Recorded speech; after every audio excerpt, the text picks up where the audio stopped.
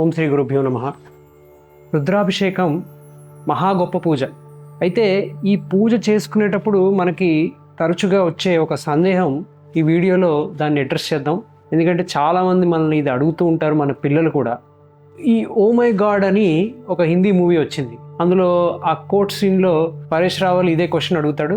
అలాగే అదే సినిమా మనకి తెలుగులో గోపాల గోపాల అని మన వెంకటేష్ గారు, పవన్ కళ్యాణ్ గారు వీళ్ళు యాక్ట్ చేశారు.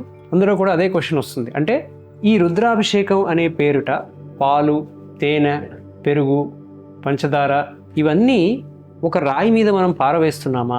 ఇదంతా మనం వేస్ట్ చేస్తున్నామా? దాని బదులు ఇది గనక మనము అన్నం లేని వారికి, కష్టంలో ఉన్న వాళ్ళకి ఇస్తే అది మరింత పుణ్యం కదా. మరి ఎందుకు ఇలా అభిషేకంలో ఈ ద్రవ్యం అంతా దీనికి ఎందుకు మనం వేస్తున్నాము? ఇలా చేయడం కరెక్టా, అలా చేయడం కరెక్టా? ఈ సందేహం చాలామందిలో ఉంటుంది. దీన్ని కొంచెం సూక్ష్మంగా, ప్రాపర్గా మనం అర్థం చేసుకోవడానికి ప్రయత్నిద్దాం.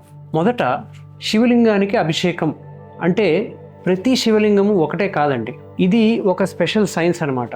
ఒక శివలింగాన్ని మనము ఏ లోహంతో, ఏ మెటీరియల్తో తయారు చేస్తున్నాము అనేది ఒకటి. తర్వాత అందులో ఏ శివాంశ, ఏ రుద్రాంశ, ఏ మంత్రం, ఏ ప్రాణప్రతిష్ఠ, ఏ శక్తి అందులో నిక్షిప్తం చేశాము అనేది రెండు.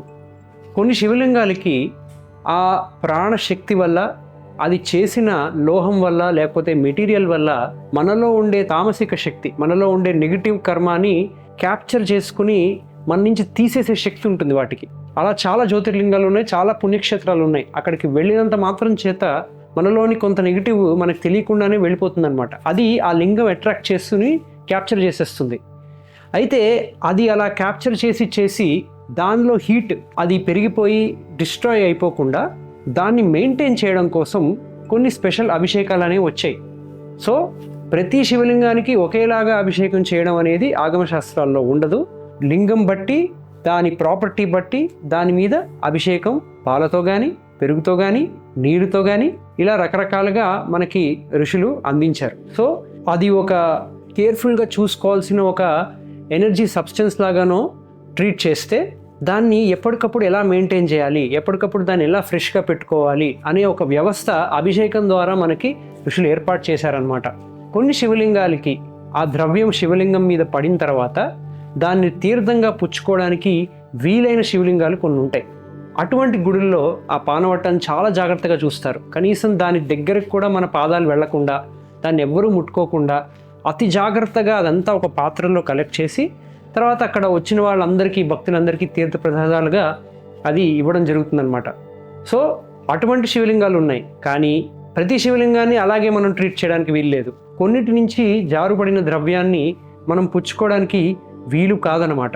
అటువంటి ద్రవ్యాన్ని మనం జాగ్రత్తగా నదుల్లో లేకపోతే పృథ్వీలో కలిపేయడం లాంటివి చేయాలన్నమాట. సో మనం అర్థం చేసుకోవాల్సిన విషయం ఏంటంటే, శివలింగాని మీద ద్రవ్యం వేయడం అనే ప్రక్రియ కేవలం ఒక సింబాలిజం కాదు, దాని వెనక ఇంత సైన్స్ ఉంది. ఇప్పుడు అది కరెక్టా, లేకపోతే పేదలకు ఇవ్వడం కరెక్టా? నన్ను అడిగితే రెండూ కరెక్టే. ఒక సమాజం బాగుండాలంటే రెండూ బాగుండాలి. మన చుట్టూతా మనుషులందరూ బాగుండాలి. అలాగే మనకు కనిపించని విషయాలు చాలా ఉంటాయి. అంటే మనందరికీ సద్బుద్ధి, సత్ప్రవర్తన కలగాలి అంటే మనలోని ఆలోచన ఒక విధంగా పనిచేయాలి. అటువంటి ఆలోచన, చక్కటి ఆలోచన అందరికీ అందించగలిగే వ్యవస్థ గుడిలో ఉంటుంది, ఆ ధ్వజస్తంభంలో ఉంటుందన్నమాట. కాబట్టి లోపల మూర్తికి, మూల విరాట్కి, శివలింగానికి అభిషేకం చేయడం వల్ల అటువంటి గుడ్ థాట్స్, గుడ్ తరంగాలు అనేవి మనం సమాజంలోకి వదిలే అవకాశం ఉంటుంది. అలాగే ఇటువంటి తామసిక శక్తిని అబ్జార్బ్ చేసుకునే శివలింగాలు ఇవన్నీ మనం ఇంట్లో మెయింటైన్ చేయలేం. కాబట్టి ప్రతి వాళ్ళు మెయింటైన్ చేయలేరు. కాబట్టి ఇవి ఒక గుడిలో సపరేట్గా ఏర్పాటు చేశారు. ఆ ఏర్పాటును అలాగే మెయింటైన్ చేయడం కోసం అక్కడ నిత్యాభిషేకాలు అనేవి నడుస్తూ ఉండాలి. కాబట్టి దేని దారి దాందే, అందరికీ సహాయపడడం కూడా ఇంపార్టెంటే. అలాగే ఈ టెక్నాలజీని మనం మెయింటైన్ చేసుకోవడం కూడా ఇంపార్టెంటే.